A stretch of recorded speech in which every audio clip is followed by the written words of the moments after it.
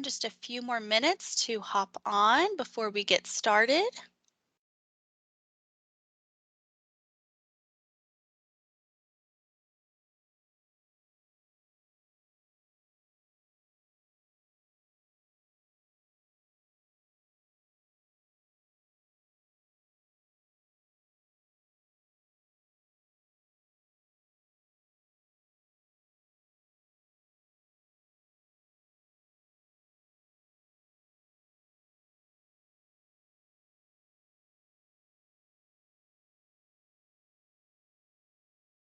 Got some more people joining, so we will just wait a couple more minutes.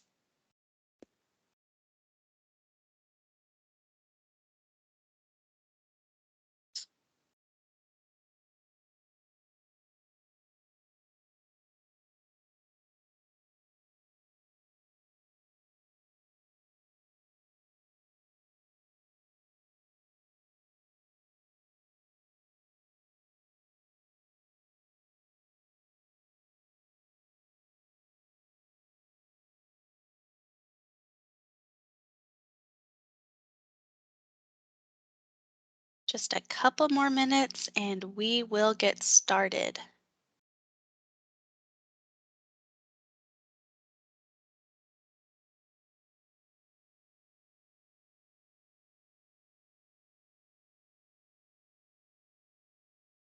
All right. Good afternoon, and thank you so much for joining us for today's webinar, where we are going to discuss maximizing the value of your technology investment, specifically as it pertains to the cloud. My name is Ellie Elphick, and I'm the Marketing and Communications Manager here at Buchanan Technologies. In addition to myself, and to provide some expert commentary around this topic, we are joined by Buchanan's Director of Cloud Strategy, Eric Linneman. Now you'll see here on screen that we have quite a bit of information to cover today. We first want to start by giving just a brief history of the cloud and talk a little bit about how we came to where we are today with cloud technology, as well as discuss the mechanics of cloud infrastructure. Then we're going to talk about the biggest business advantages of the cloud, how to understand cloud economics for your organization, and then we're going to dive into cloud-based applications and how to better serve your customers using the cloud. Before we dive in, there are a couple of housekeeping items that I want to mention. All attendees will be automatically muted, but if you have a question during the webinar, we invite you to use the Q&A function that should be found at the top of your screen. And time permitting, we will do a Q&A session at the end of the presentation and maybe even take a couple questions throughout if we have time. All right, and with that, let's go ahead and dive into the presentation. All right, thank you, Ellie. I'm glad to be here today. We're going to talk about how organizations can get the most value from their investments in the cloud. And we hear a lot about the modern workplace, about digital transformation. And it's a really good question to ask, what does this mean? So right now you're watching this through Microsoft Teams, and that's part of the modern workplace. Office 365 is another part of that transformation, and it's all in the cloud. Digital transformation is a more difficult term to define, but Wikipedia defines digital transformation as the adoption of digital technology by an organization. Common goals for its implementation are to improve efficiency, value, or innovation. At the heart of digital transformation is the cloud. And as you move to the cloud, it's critical to understand the methods and approaches that maximize what you receive from your spend. So before we get into the logistics of maximizing that value in the cloud, I think it's important to understand a brief history of the cloud. So you might ask, how did we get here? And the cloud is sometimes called the fifth wave of computing. The first wave being mainframes. Wave 2 was mini computers. Wave 3 was the PC. Wave 4 was client server. And now we're at wave 5, the cloud. So the cloud has evolved from over 50 years of technology approaches. And you ask, how did the cloud come about? Well, the term cloud computing itself was coined in 1996 within a Compaq internal document, but the concept of the cloud was initially discussed by the Pentagon's ARPA division in the 1960s. In 1999, Salesforce became the first company to offer applications over the internet, heralding the arrival of software as a service. But the cloud that we know now really came out of Amazon. In August of 2006, Amazon Web Services launched Elastic Compute Cloud, or EC2, enabling people to rent virtual computers and use their own programs and applications online. Soon after, Google was offering Google Docs online, and Microsoft got Azure up and running. So let's do a little trivia. What was the last second wave computer most people ever saw? And I'll give you a hint. It came out of Control Data. And for those who don't know, it was in that scene in the original Die Hard movie when Bruce Willis is in the computer room in Nakatomi Plaza, and you can see that on your screen now. Let's talk about what the cloud is made of. And really, there are three categories of things in the cloud that we mostly work with. Servers, and servers are virtualized with hundreds of options from memory, CPU, IO, even graphics cards to meet every technical need. And we have containerization of servers to provide an even greater level of scalability and responsiveness. And services, these are the programs and processes in the cloud. And services are moving toward microservices and serverless. And we're going to talk more about that coming up. But services are at the heart of the cloud solution. And lastly, we have storage. And there are multiple types and tiers, and choosing the right one makes a big difference, both in cost and capability. From near real-time to archival, cloud storage has a wide variety of options available. And the cloud offers integration between all three of these categories. For example, a common approach today is to build a data lake, where we accumulate data from a number of sources and access this data with a wide variety of tools, from analytics to streaming. Building a data lake is a great option if you have a lot of data coming from different places and are looking for a way to integrate this data and find relationships between all this data. And data lakes bring another core principle, which is integration of services and storage. And this integration is native to the cloud and accomplished via open standards, APIs, and it's fully logged, secured, and monitored. And this is the core concept that gives the cloud the elasticity, nimbleness, and removes technology lock-in. So let's talk about the mechanics of the cloud. And the first image represents virtualization of the cloud. Organizations need to understand that everything in the cloud is virtualized, including virtual machines, virtualized storage, and virtualized networks that all run on shared infrastructure. From an operational perspective, the cloud vendors are really trying to utilize this to the fullest extent possible and to drive down costs for consumers. Very advanced software manages all these items to ensure the availability, reliability, and governance that the cloud is known for. And these efficiencies are what drive cloud economics. So as we move to the second image, we're going to talk about server reservations. And server reservations are critical in the way that we work with the cloud, in that they drive down costs. When you purchase server reservations, you're letting a Microsoft or Oracle or Amazon know that you're going to commit to using resources for between 1 and 3 years. And it helps the cloud providers with their planning and purchasing. So you ultimately get a discount. All other cloud services are using utility pricing. The more you use, the more you pay. And most of these cloud resources have tiered pricing, which provides discounts based on larger volumes. We'll talk more about this when we cover cloud economics later in the presentation.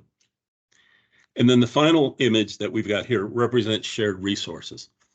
So the cloud is making these resources globally available, organized by region, and available to customers using an on-demand model. At a high level, the cloud is large-scale virtualization with an optimization of labor and software management that's being shared across hundreds of thousands of users. The cloud vendors are investing in this optimization and efficiency and passing these spending optimizations along to you as a customer. By leveraging these hugely scaled platforms, the vendors are maximizing utilization, lowering individual costs, and providing a more dynamic and effective technology solution. The services that have been built on top of these platforms are a further level of optimization and really leverage the economic model, as we'll see. Thank you, Eric. Now we have some context on how the cloud came to be and understand how the hardware is organized and used on the back end, which I think provides us a better understanding of the economics of the cloud and why they're packaged and sold the way they are. Now we're going to take a look at some of the biggest business advantages of the cloud. Ellie, there's quite a few, but for brevity's sake, we're going to focus on a handful of key benefits here, starting with elastic capacity. And again, the cloud's comprised of a multi-tenant environment It has hundreds of thousands to up to millions of customers leveraging these same resources. So it's very elastic in the sense of easily scaling up or down as needed. Because of this scale and the redundancy that the cloud provides, you can get resources that you need when you need them. So let's go through an example. In retail, that period between Black Friday and Christmas is when retailers need more resources, and you can easily scale up to meet the consumer demand and scale back down afterwards. Architected correctly, your cloud-based solution will do this automatically for you. And so this really benefits you by lowering your labor costs, aligns your spend with the value you get, and removes the critical constraints that the traditional IT model has always imposed. Another way to view this is that you're not having to buy hardware for your peak usage. You're leasing what you need at the time you need it for when you need it, and that gives you greater elasticity. Another example, in healthcare, you need data that's secure, HIPAA compliant, and accessible to several consumers. The cloud model supports this by design. An example here, the orthopedic surgeon's looking at the same MRI that the radiologist is looking at, while they're both able to share analysis data in real time worldwide via the cloud model, shared resources, and bringing process to the data. And this is all accomplished on a globally compliant platform that leverages all the benefits we've discussed. So let's do another example. From a systems integration perspective, let's say you're in the manufacturing business, and regardless of the supply chain issues that we're all facing right now, there's still a need for supplier data to be integrated into receiving systems, your MRP, pricing, and warehouse management. And these can be across accounts, across geographies, even across clouds. And the open standards that the cloud is built on ease this integration and makes bringing new systems and partners in much, much easier. So let's talk about a real world example with a client that I did work with. So they do online tax processing for both you and I, as well as the professional tax preparer marketplace. 96% of their business happens between mid-January and mid-April, and 6% of their business happens on April 15th every year. But in a traditional IT model, they have to have sufficient servers and storage to handle that April 15th workload year round. And for business continuity's sake, they have a backup site that replicates their main data center. It's a lot of idle hardware, capital spending, and support for this extreme model of business seasonality. The cloud implementation of this solution removed 3.1 million of annual IT spend, and that benefit increases over time with business growth. So this is where the scalability of the cloud really aligns with what your business needs. And let's talk about security. We have to mention security. Security is a core principle of the cloud, and it's also a major benefit.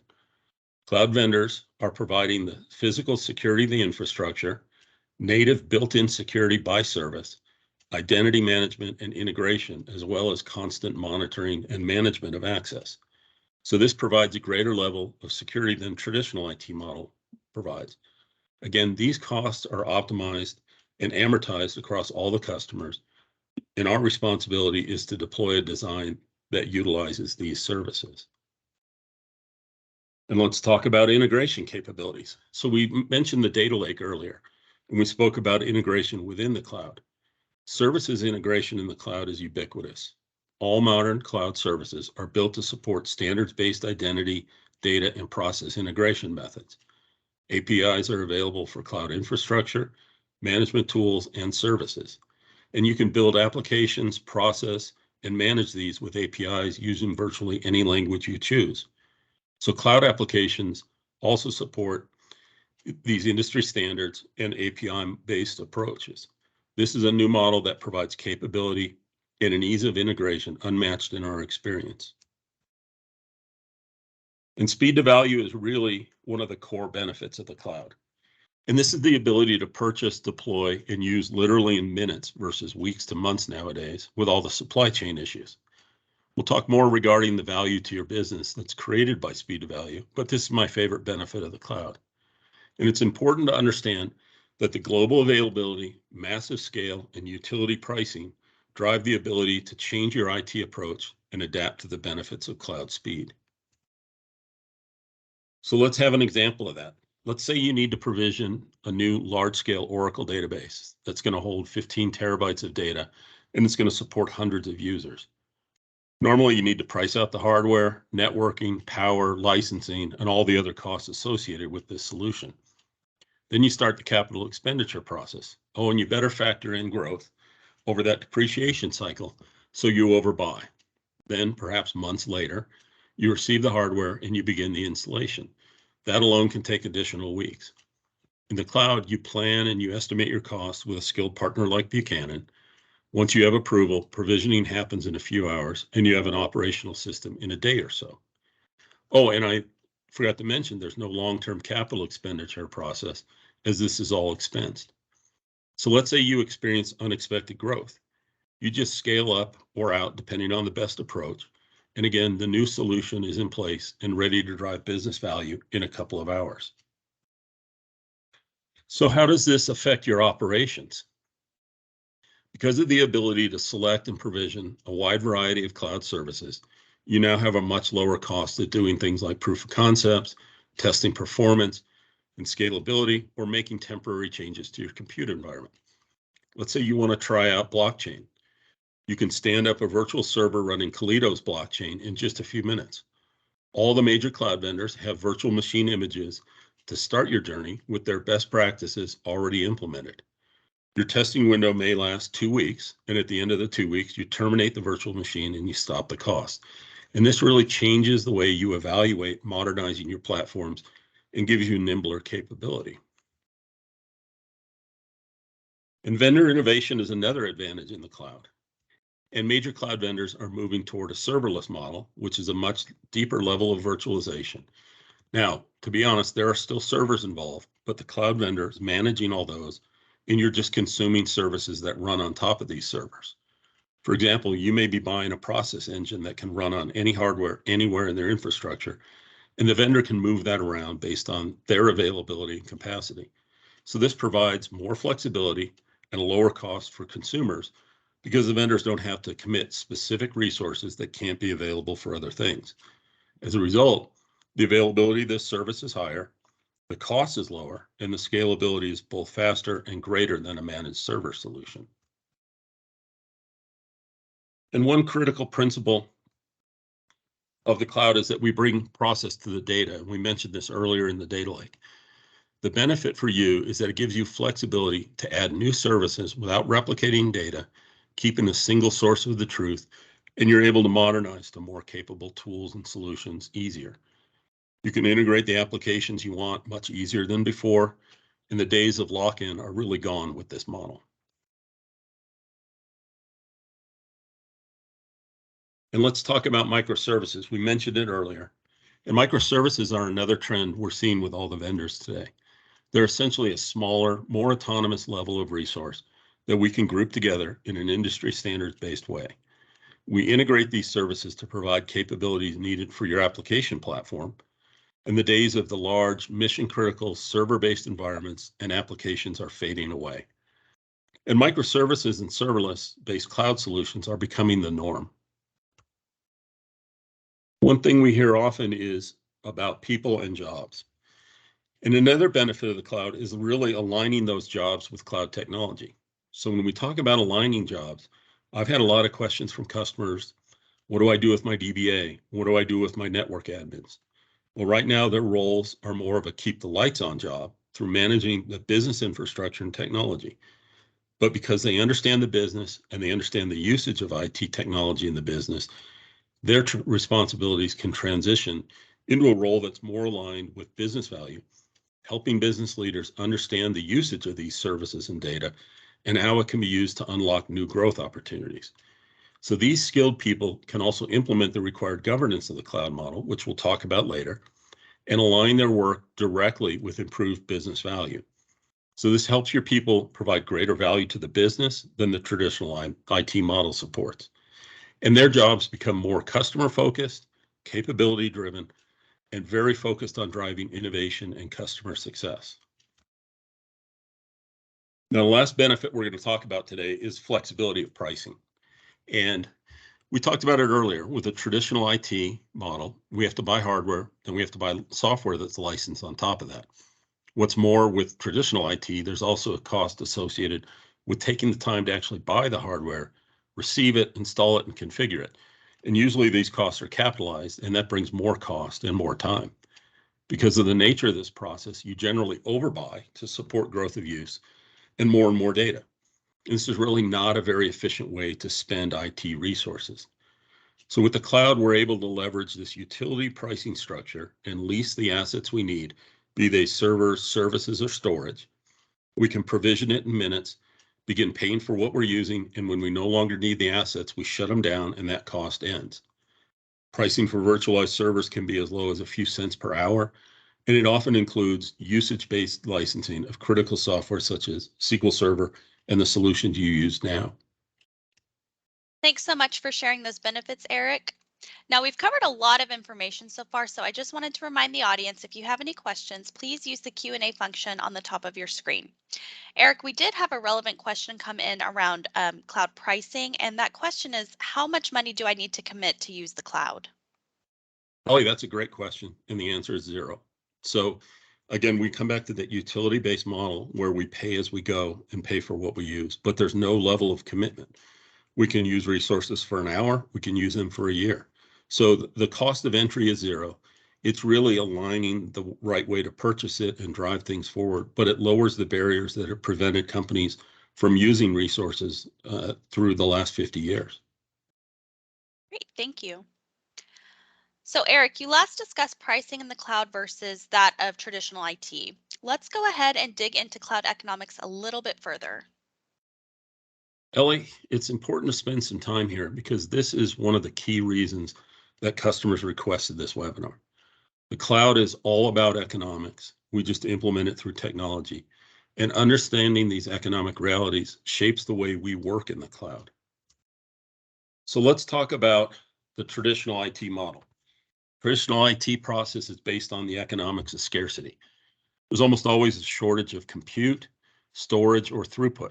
And we look at the cost of the platform and the cost of expansion or replacement, and workloads and access are prioritized based on these costs. And the business needs are being weighed against the constraints that we're faced. So we often see aging hardware, outdated software, or even layer upon layer of patches, changes, and emergency fixes. It is commonly referred to as spaghetti code, but it's really classified as technical debt. And the cost is balanced against that risk of change that we talked about. So this is both risky and ineffective way to spend your money on technology. So I've got an example that we can talk about. This is a client that I worked with in the past. This client had an aging and limited system that accumulated transaction records from over 45 kiosks worldwide. Because of these system-imposed constraints, there was a 3-day period at the end of each month when access was limited just to provide the capacity needed for month-end closing. Not only did this mean leadership was unable to get access to timely data, but the processing of new records was delayed sometimes for up to a week. Moving to a cloud solution removed all these issues and allowed for a core set of transaction data that was being updated in near real time year round. But they were also able to bring other parts of the business into the same set of data, improving their processes because of consistent available data, removed constraints, and dramatically improving the service they can provide to their customers. So when you think about it, the cloud shifts that IT decision model into an evaluation of what business value can be derived from this spend. Can we enable greater access, new functionality, or reduction in redundant code and data? Can we simplify with this model? And we move to the economics of capability. These calculations are now based on business value, additional capabilities, and opportunity, rather than costs and artificial constraints. And decisions can be made based on what can be gained rather than what must be sacrificed due to scarcity. And this is really at the core of understanding how to drive economic value out of a cloud solution. So earlier we mentioned that 16 years ago, Amazon introduced the first EC2 computers in the cloud. So here you have the infamous periodic table of AWS. And again, this is just the top layer of choices you have in Amazon. Microsoft has 1,400 products in the cloud, and the pace of innovation is amazing, and this is a double-edged sword. It's important to understand that cloud is always evolving, and new services are being developed at a rapid pace. So the question you have to ask is, do you know what to pick, and how does it work together? Of all these services, What provides your business with the functionalities you need? Do you know how to take advantage of that elastic nature of the cloud to align with your business seasonality or just a spiky workload? Do you know how to secure the data and access it securely in this new model? And most importantly, do you know that your solution is maximizing the value to your business? The first step in this is really to purchase and plan it smartly. And another critical component is that smart purchase. And what you see here on the screen is just a partial view into the list of Azure virtual machines. And there are hundreds of options here. So understanding how to purchase the correct ones that align with what you're trying to achieve, that's critical in the cloud. And we've come a long way since those first few options 16 years ago, and the number of choices are expanding. The cloud providers, they're developing new services, new options, and expanded capabilities rapidly. Earlier, we mentioned the one area where we require a commitment, and that is virtual server reservations. So understanding how to correctly purchase these and which of the many models are offered is important to maximizing value in the cloud. Discounts can be up to 60%. Likewise, there's a number of different types of storage that come with various features and price points. For VM reservations, it's important to understand your growth and how you're going to use this.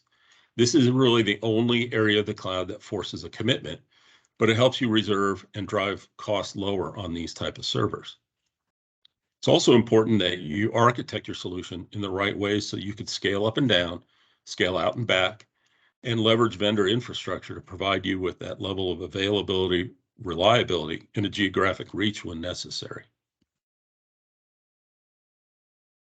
And we mentioned earlier governance. We'll talk about that a little bit here. Sticker shock's a common thing for cloud deployments that aren't well architected or well managed. While the cloud solution is typically more cost effective than traditional IT, as we've discussed, there are definitely those rare scenarios in the cloud where sticker shock is a real thing. There are services in the cloud that are literally $8,000 a month, and if somebody selects the wrong option, it could be very bad news for that organization. And this is what drives the need for cloud governance. So it's important to have clear guidelines as to who can do what, how to purchase what you need, and limit who has access to provision these cloud resources. It's also important to know what your process is to deprovision these cloud assets so you can stop any unnecessary spending. This is critical to maximizing the business value of your cloud, leveraging the elasticity and aligning with demand management. Okay, so Eric just gave us a lot of useful information about cloud economics, and we want to reiterate to the audience that understanding these concepts is key to driving business value both from an operational and a cost perspective. Eric, we had another question come through around cloud economics, and that question is, how do I track cloud pricing? Ellie, that's another great question. And because we're in this new economic model, the prices are dynamic and the prices are real time. And all the cloud vendors offer you tools to be able to see your pricing before you buy and to track your pricing as you go along. There are also tools available to do budgets and alerting when things get off track. And there are a number of third-party products that we leverage to help manage those costs and really align with what value you're getting out of that solution. Great, thank you. Now we're going to move right along and discuss cloud-based applications, including their advantages, pitfalls, and modernization trends. So one of the biggest growth areas we're seeing are these cloud-based applications. And there's a number of factors that come into play and where the value and the modernization trends are driving things. But the first one we want to talk about is availability and reliability. And again, these cloud applications are built on this large, globally managed infrastructure, and it allows you to not have to worry about managing servers and networks. Let's ask, how much would it cost you to build a globally replicated storage environment that's always available? Now, what if you just need 5 terabytes of this storage? Or what if you need petabytes? The cloud vendors have built these platforms to provide this to you and make it available in minutes. And we leverage these scalable, highly available cloud services. We're able to have services we simply can't compete with the traditional IT model. And these cloud applications also come with a lot of different options, different levels of capability. They've been built to support small business to the global giants. In these applications, you can easily add on additional plugins and functionality as needed, without having to make major investments or changes in your environment. And so this translates into a more flexible and dynamic level of service that's being provided to you and your customers. Here's an example of the third-party marketplace of tools and functionality that's available to customers who use Salesforce, one of the best architected cloud platforms available. The options that are out there in this third-party marketplace are in the hundreds. And while these options mean you can add features that make sense for your business, incrementally improve while protecting that core investment you've made and reduce complexity. Another advantage in these cloud-based applications is the vendor investment. And again, the investment from the vendors is really all moving toward these cloud-based applications. And you're gaining the advantage of what these vendors are spending their money on, including new capabilities, scalability, and reliability that's being continually improved. So this translates into state-of-the-art capabilities for you, all at utility-based pricing, no commitments, and a continuous delivery model from the vendors. And the vendors too are looking to maximize their returns on their investments. And so the choices we make align with this path to drive more value. But let's be honest, there's pitfalls with everything. And in this space, the pitfalls are directly tied to the advantage. When the vendors make changes or adapt to new regulations, you must be willing to adapt your business. And with compliance standards and data requirements constantly evolving, it can be difficult to keep up. Here's an example. Snowflake is a pure cloud-based SQL database and a great example of what the cloud can do in the traditional IT constraints. Snowflake is a pure cloud-based relational database, analytic platform, and data cloud. It really removes the capacity constraints that we face. It's the first cloud database to take advantage of the cloud architecture, bringing process to data, integration of those microservices, global deployment, and a massive scale. And what you can see here is a release note from Snowflake's July release with a new masking capability. So if your development team uses the command referenced here, code needs to be updated to support this latest change. So what this means to your development process is now you have to align with vendor changes. The benefit is the innovation, like we saw, masking capability, and new capabilities being delivered at an amazing pace. There are some techniques and technologies like containerization that we can use to extend the life cycle of aging technologies, but for the most part, you're not part of a rapidly evolving technology platform. The evolution is not just technology and economics, but it's also your people, their skills and responsibilities, as we mentioned earlier. Another pitfall of the cloud is that utility model that we talked about as a benefit. And if you use that, you'll continue to pay to use it.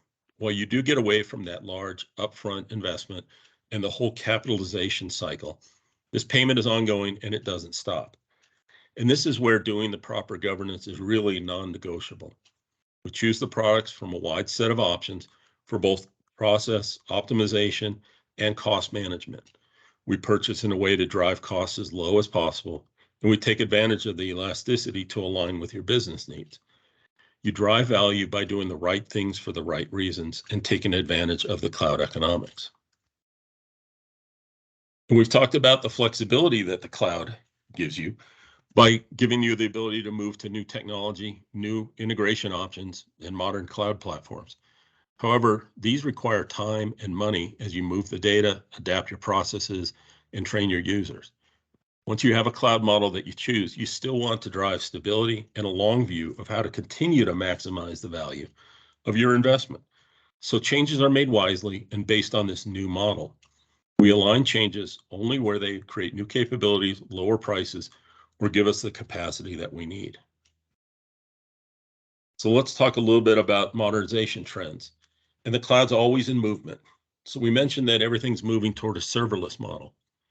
And really the benefits are it gives you higher availability and a variety of capabilities at a much lower level of support time, cost, and energy. And the serverless model really maximizes the elasticity of the cloud space, giving you burst capability when you need it while lowering the costs of operations and overhead. Finally, this serverless approach is astonishingly effective, and that's reflected in the prices. For example, Amazon's Lambda serverless engine is priced at 20 cents per million requests with execution costs around $17 per gigabyte second. That's a lot of capacity for a business to consume for $17. And really, the ability to bring process and data and to integrate new applications to your cloud solution is driving that flexibility and speed. An example is messaging. Messaging is another trend in the cloud application space that leverages all these benefits. A good example is you can send a text message to a customer when a shipment has gone out. So let's say you're a retail vendor who's using Shopify as your cloud-based sales solution. You want to alert your customers via messaging from the platform when this new feature comes in, and you can do that quickly without implementing core changes to your sales system. And this makes use of microservices, integration, and scalability features we mentioned earlier. And again, all these services are really being implemented through microservices, where applications are built by integrating these cloud native individual services that are loosely coupled and independently deployed. More and more vendors are adding to the microservices offerings. For example, if you need to do reporting, you might have 6 options of reporting engines that are available now, as opposed to the one that's built into the traditional IT model. And you have the flexibility to change that over time. Again, no commitment. So by adapting these new cloud solutions to take advantage of these new capabilities, we're exploiting the utility model, aligning with the elasticity, and really only paying for what we use and maximizing the return on spend. Thank you, Eric. I'm going to pause here and just do a quick recap of everything we've discussed so far. So we talked about the history of the cloud, as well as the mechanics of cloud infrastructure, the business advantages of the cloud economics, and the advantages, pitfalls, and trends of cloud-based applications. Now, the last and perhaps most important point that we want to cover today is how to use the cloud to better serve your customers. Ellie, once you've moved your legacy technology to the cloud, your focus can really pivot towards serving customers as opposed to servicing IT infrastructure. And the world is moving toward a more self-service model with concierge level capabilities, and the cloud is built to satisfy this type of need. With the cloud, you can allow your customers, vendors, and partners to select the data they need and use the process they want. And the cloud has a wide variety of applications and is accelerating in these varieties. There are applications designed for regulatory compliance, industry standards for data process and automation, and a growing field of artificial intelligence and machine learning, all designed to help you provide better service to your customers at a lower cost. And unfortunately, we live in a world where the threats from hackers, security breaches, and other bad actors are increasing daily. The cloud allows you to protect customer data in a way that's physically impossible on-prem. For instance, you have customers that need access to their data. You can now put that data in a different subscription or even a different cloud instance and make it available to just that customer without any access to your core systems and data. So using this approach, we can provide that customer with both a logical and a physical segmentation of their information while still protecting all your core functions and information. And we take advantage of utility pricing to reduce the cost of supporting your customers. And the cloud offers a higher level of encryption, monitoring, logging, and identity management. So when you need to collaborate with external parties, there's a greater level of trust around who can access what information. Because of the scale of the resources available in the cloud, you can provide customers with their data in the regions they need it and encrypt it with a customer-specific set of keys. And this can be done in minutes, and at a very low cost. And earlier we discussed how the cloud and data lakes allow you to integrate new sources of data or easier. We've also mentioned how the cloud allows you to bring new capabilities to your solution through standards-based integration. We talked about the global reach of the cloud platform and how you can deliver data to your customers and partners where they need it, all at utility pricing. All these make your solutions and business more nimble to the pace of change that we all face. The cloud gives you elastic capacity to align with seasonality you experience. We discussed how this supports retail and the demand of the annual Black Friday to Christmas period. But what if you just need more horsepower to do your monthly financial closing? And the cloud aligns with this very well. The cloud gives you a better cost model for modernizing than traditional IT. As your needs evolve, testing and deploying new solutions becomes much easier, as we've seen. This also applies to your development and test environments too. Run them when they're needed and shut them down when they're not needed. And then finally, let's close this out with the best advantage for your cloud, for your customers that we talked about a bit earlier, and that's speed to value. And the cloud provides you with a path for an operational solution that just can't be matched with the traditional IT model. Add in the cost of entry being zero, and the cloud really removes barriers that so many companies have fought for decades. And your cloud spend now aligns with that business value and not the old keep the lights on model. So to bring it all together, we maximize the value of the cloud by understanding and aligning with the economic model that the cloud's built upon, architecting solutions that use the best features of the cloud: scale, availability, microservices, and integration, leverage the native security and identity management, and provide process and purchase wisely to drive costs down. All right. Well, I think that just about covers everything that we want to talk about today. And with the time we have left, we had a few more questions come through. So let's tackle these, Eric. One person asked, what if I just want to move some of my data and applications to the cloud? Is this common? Actually, it's the most common platform approach that we see. It's commonly known as hybrid cloud. And not everyone is ready, willing, and able to move everything they've got to the cloud, nor does it make sense in all cases. And so having part of your workloads in the cloud, part of your workloads back on-prem, or even multiple clouds is a pretty common approach. And we've got techniques and history on how to do this the right way. Great. Another question that came through, which cloud vendor do you recommend? Well, that is a difficult question to answer, because there are a number of major cloud vendors that are really driving this innovation. They have very similar approaches, but they differ in the details. And it's become a strange area of relationships in business. You can run SQL Server on Microsoft Cloud. You can run Oracle on Microsoft Cloud, and the same thing on Oracle Cloud. Amazon runs everything. So it's really choosing the solution that best aligns with your business needs. Gotcha. And the last question we're going to take today, where is the cloud going to be in 5 years? Our IT planning is focused on a 5-year viewpoint. I wish I had details on that. I don't know the specifics, but I do know the trends. And we're going to see continued growth, more and more scale at global nature, more features, more services, moving more towards that microservices and serverless model. We're going to see a continued evolution of applications and that ability to integrate and use best of breed applications and features with whatever you decide to deploy upon. Great. I think that aligns really well with what we talked about today. So that's a good question to end on. Well, Eric, I want to thank you so much for taking the time to share your valuable knowledge and insights with us. I know we covered a lot of information. So if you don't know where to start, we have put together a few questions to help you identify where you're at in your cloud journey and understand if there's an area where Buchanan can provide assistance. If you are interested in speaking with our team of cloud experts, just scan the QR code that you see now on your screen, fill in the requested information, and based on your answers, our team will put together a customized plan to help you achieve your goals in the cloud. Again, we want to thank you so much for joining us today, and we hope to hear from you soon. Thank you. Thank you.